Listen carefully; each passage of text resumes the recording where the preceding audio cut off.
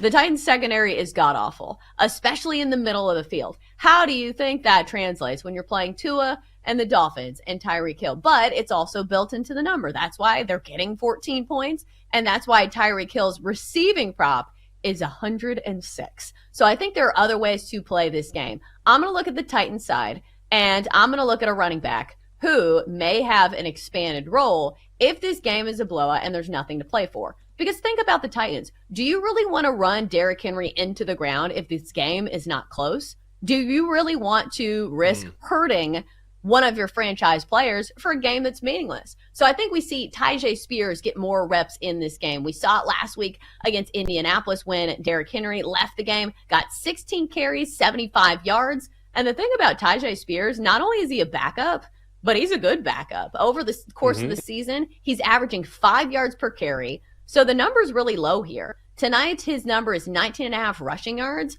I'll hit the over there. If he's averaging 5 yards per carry, he only needs a few carries to hit that number. So I think we get this in garbage time. Also, I think Tyjae Spears has inserted himself into the lineup just because he also has the pass catching potential that Derrick Henry doesn't really have. Like, Derrick Henry can catch, but he's not the type of back that Tyjae Spears is. So I'll go Tyjae Spears over 19.5 rush yards for minus 120. All right. That's a smart way to play it. I am going to lay the points with the Dolphins here. I really liked it because at one point it was, I think, at 12. Now it's at 14. I might play it down to 13.5. It's not my favorite play on the board, but if you look at Miami in their 5 home games this season, or at least 4 of their last 5 home wins, I should say, have been by at least 14 points. This is a motivated team ready to show everyone that they're not going to fall off like they did at the end of last season. What I like more than that, though, Chelsa, is I like the under in this game. And I know that it's easy to get caught up in Miami and how explosive they are, all the weapons that they have. But the trends here, and I know you don't want to go on trends alone, but man, it's hard not to look at the trends when it comes to the Titans. In their last 15 games on the road, the Titans are 4-11 to the under. They are also 1-5 to the under this year when playing away from Nashville. So I think under is the way to go here. I know you look at the Dolphins and you say, oh, they're going to blow out the Titans. The spread dictates that. But the Titans can take enough time off the clock, I believe, and then maybe Miami takes its foot off the gas late and the under hits. That's where I'm going. Whenever there's injuries to a key player on any side, there is usually some value in playing somebody who's going to pick up the slack for said person. So you're looking at the Packers tonight. Christian Watson is out. He has been a favorite target of Jordan Love. So next up, we're going to go to Romeo Doubs here.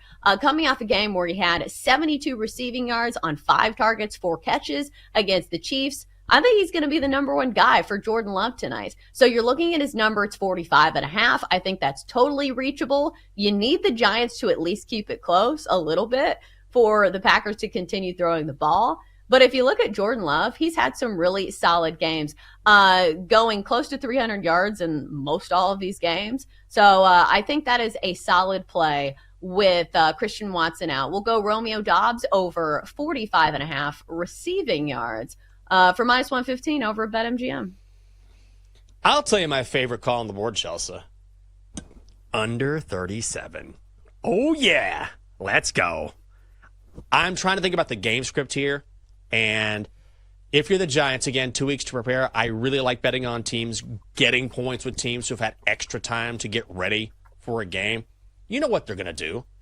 Are they going to sling it around with Tommy DeVito? Probably not. They're going to hand it off to Saquon. They're going to let Tommy play within himself. And I was looking at the weather at the Meadowlands tonight. There's some rain this afternoon, should clear up, but it's going to be cold, going to be chilly. But primetime unders, my God. You talk about that trend I was mentioning when you're looking at unders for the Titans. Look at primetime unders. This season, they're hitting at around a clip of 75%.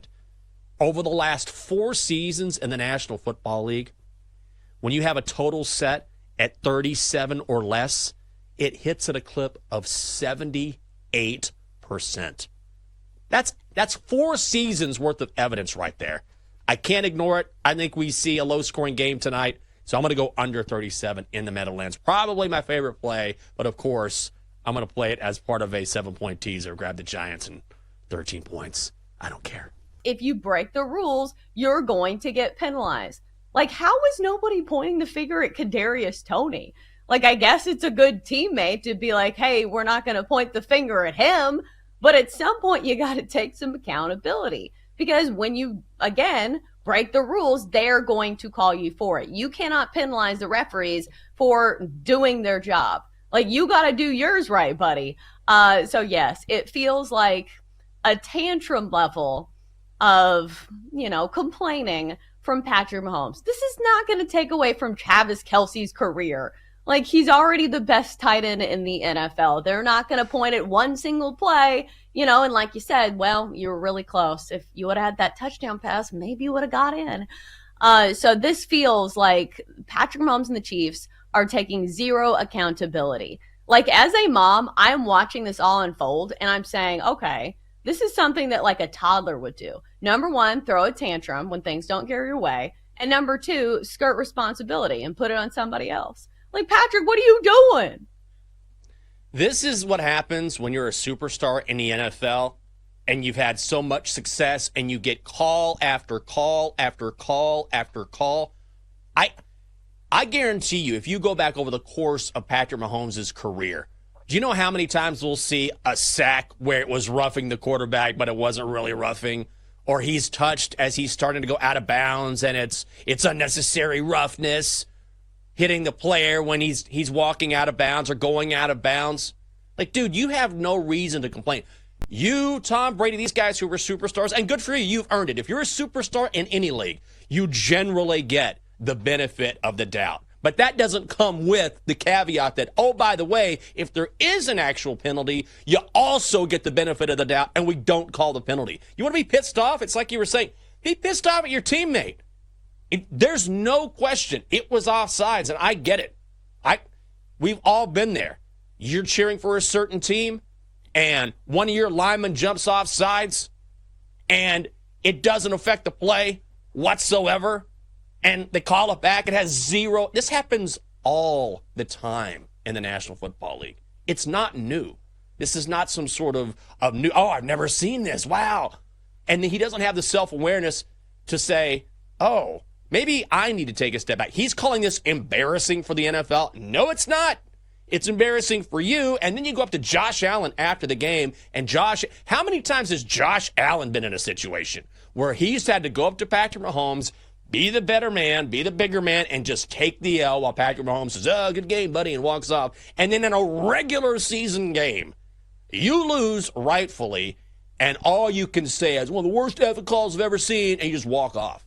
It's just a bad look all the way around. Patrick Mahomes should be and is better than this. He needs to take a step back here. So, Jenks, who is your Monday MVP? It is Jaden Daniels. Congratulations on a season for the ages in college football. Shohei's agent, I love this as a nominee, but man, this guy just had to kick back and be like, I have a generational player, the best player since Babe Ruth. That's not going to cut it, buddy. This is his comeback for everything. We'll offer him $600 million. Guys, it's Shohei. Click. Done. That's it. That's his job. Jaden Daniels is your guy. And remember, I forgot about this, and this was sort of going viral on Twitter. Remember a couple seasons ago when he was at Arizona State under Herm Edwards, and he decided to get in the portal to go to LSU, and the players cleaned out his locker, and they were calling him a loser for leaving Arizona State. And now here he is, Heisman Trophy winner after leaving that trash program behind. Jaden Daniels, congratulations. He earned it. He is my Monday MVP. Yeah, what are all those guys doing now that everybody enters the transfer portal? Like, it feels like more of a thing that everybody does. So you can't call all of them losers because they're probably going to be your next quarterback.